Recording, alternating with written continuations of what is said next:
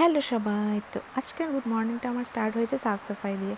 যেহেতু কালকে 1 মান্থ পর গোয়ালপাড়া রিটার্ন হয়েছি, তো রুমের অবস্থাটা ভীষণই খারাপ হয়েছিল।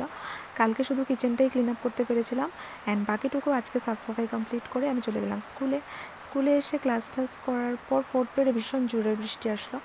এনিওয়েজ তারপর টিফিন কমপ্লিট করে আমি অল্প পজিশনের সাথে খেলে করে নিলাম, অ্যান্ড সাথে স্টুডেন্টসরাও দেখতেই পাচ্ছ ওর সাথে মজা করছে। অ্যান্ড আফটার ব্রেক ক্লাস টাস কমপ্লিট করে অল্প বসেছিলাম, বৃষ্টি ভীষণ হচ্ছিল।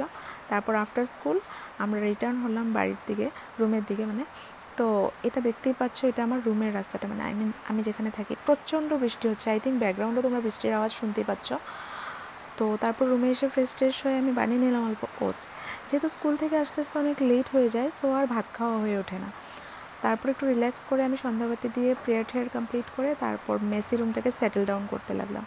তো after settling down the room অল্প চিল করে নিচ্ছি, অ্যান্ড তারপর ডিনার বানানোর পালা। Thanks for watching.